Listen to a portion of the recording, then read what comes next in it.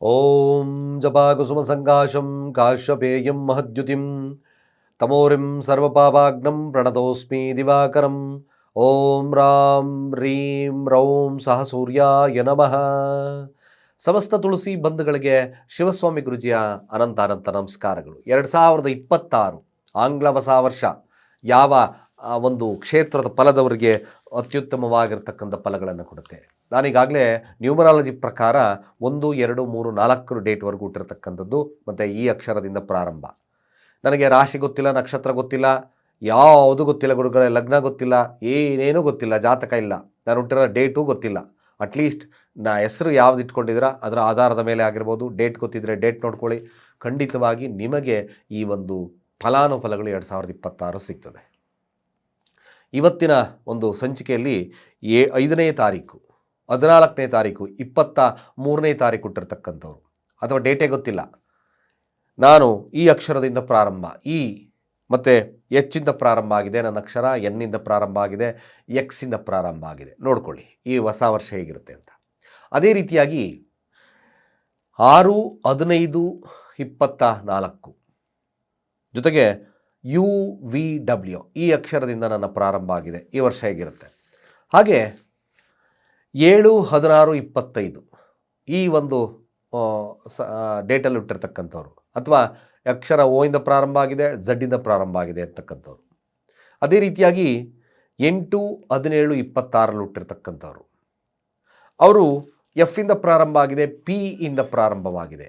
ಈ ಒಂದು ಹೊಸ ಆಂಗ್ಲ ವರ್ಷ 2026 ಯಾವ ಫಲಗಳನ್ನು ಕೊಡುತ್ತೆ? 5ನೇ ತಾರೀಕು, 14 ಹಾಗೆ 23ನೇ ತಾರೀಕು ಹುಟ್ಟಿರ್ತಕ್ಕಂಥವ್ರಿಗೆ ಅದ್ಭುತವಾಗಿರ್ತಕ್ಕಂಥ ಕಾಲ. ನಿಮ್ಮ ಹಣಕಾಸಿನ ವ್ಯವಸ್ಥೆಯಲ್ಲಿ ವೃದ್ಧಿಯನ್ನು ತರತಕ್ಕಂಥ ಕಾಲ. ಬಿಸ್ನೆಸ್ ಫೀಲ್ಡಲ್ಲಿರ್ತಕ್ಕಂಥವ್ರಿಗೆ ವಿಶೇಷವಾಗಿರ್ತಕ್ಕಂಥ ಫಲಲಭ್ಯ. ಹಾಗೆ ಆರೋಗ್ಯದ ವಿಚಾರದಲ್ಲಿ ಅಭಿವೃದ್ಧಿ ಇರತಕ್ಕಂಥ ಸಮಯ. ಜೊತೆಗೆ ವಿದ್ಯಾರ್ಥಿಗಳ ವಿಚಾರಕ್ಕೆ ಬಂದಾಗ ಟ್ರಮಂಡಸ್ ಆಗಿರ್ತಕ್ಕಂಥ ಕಾಲ ಕೂಡ 2026 ಆಗುತ್ತೆ.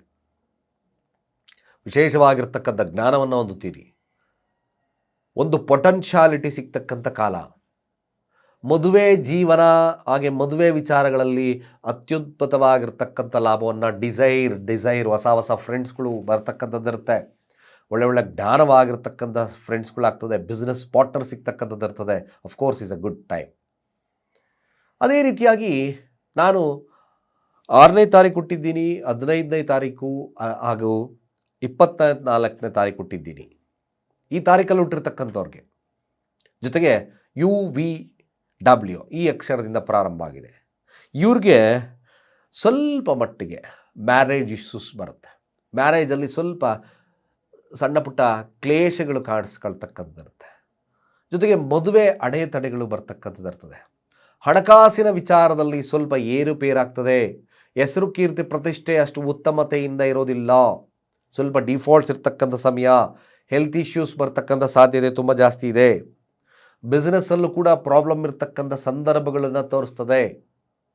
ಅಷ್ಟು ಉತ್ತಮತೆ ಇರಲ್ಲ. ಮತ್ತು ಹಣಕಾಸು ವೃದ್ಧಿ ಇಲ್ಲದಲೇ ಇರತಕ್ಕಂಥ ಸಮಯ. ಎಜುಕೇಷನಲ್ಲಿ ಹಿಂದೆ ಉಳಿತಕ್ಕಂಥದ್ದು ಇರ್ತದೆ. ಮೋಸ ಹೋಗ್ತಕ್ಕಂಥ ಸನ್ನಿವೇಶಗಳು ಬರ್ತಕ್ಕಂಥದ್ದು ಇರ್ತದೆ. ಸರಿಯಾಗಿ ನೀವು ಅನಲೈಸ್ ತಗೋಬೇಕು. ಈ ವರ್ಷ ಸ್ವಲ್ಪ ಜಾಗರೂಕತೆಯಿಂದ ಇರತಕ್ಕಂಥದ್ದು ಭಾಳ ಮುಖ್ಯವಾಗ್ತದೆ. ಪರಿಹಾರಾರ್ಥವಾಗಿ ಶಿವನನ್ನು ಪ್ರಾರ್ಥನೆಯನ್ನು ಮಾಡ್ತಕ್ಕಂಥದ್ದು ಭಾಳ ಮುಖ್ಯ. ಅದೇ ರೀತಿಯಾಗಿ 7-16-25ನೇ ತಾರೀಕು ಹುಟ್ಟಿದ್ದೀನಿ. ಓ ಇಂದ ಅಥವಾ ಝಡ್ಡಿಂದ ಪ್ರಾರಂಭ ಆಗ್ತದೆ. ಸ್ವಲ್ಪ ಡಿಟ್ಯಾಚ್ಮೆಂಟ್ ಇನ್ ಪಾರ್ಟ್ನರ್ಶಿಪ್ಸ್. ಜೊತೆಗೆ ಮದುವೆ ಜೀವನನೂ ಕೂಡ ಅಷ್ಟು ಉತ್ತಮತೆಯಿಂದ ಕೂಡಿರಲ್ಲ. ಫಿನಾನ್ಷಿಯಲ್ ಕ್ರೈಟೀರಿಯಾ ಇರ್ತಕ್ಕಂಥಿರುತ್ತೆ. ಆದರೆ is most good thing is the name and fame maximum ಸಿಗುತ್ತೆ. ಪೊಲಿಟಿಕಲ್ ಬ್ಯಾಕ್ಗ್ರೌಂಡ್ಸ್ ತುಂಬ ಚೆನ್ನಾಗಾಗ್ತದೆ. ತುಂಬ ಎಕ್ಸಲೆಂಟ್ ಪೊಲಿಟಿಕಲ್ ಗ್ರೋತ್ ಸಿಗ್ತಕ್ಕಂಥಿರುತ್ತೆ. ಹಾಗೂ ಆಧ್ಯಾತ್ಮಿಕವಾಗಿ ಯಾರಿದ್ದೀರೋ, ಆಧ್ಯಾತ್ಮಿಕ ಸಾಧನೆಯಲ್ಲಿ ಯಾರಿದ್ದೀರೋ, ಯಾರು ಪೌರೋಹಿತ್ಯ ಮಾಡ್ತಕ್ಕಂಥವ್ರು ಇದ್ದೀರೋ, ಇವ್ರಿಗೆಲ್ಲ ದ ಬೆಸ್ಟ್ ಟೈಮ್ ಆಗಿಬಿಡುತ್ತೆ. ಆದರೆ ಮ್ಯಾರೇಜ್ ಇಶ್ಯೂಸ್ ಬರುತ್ತೆ.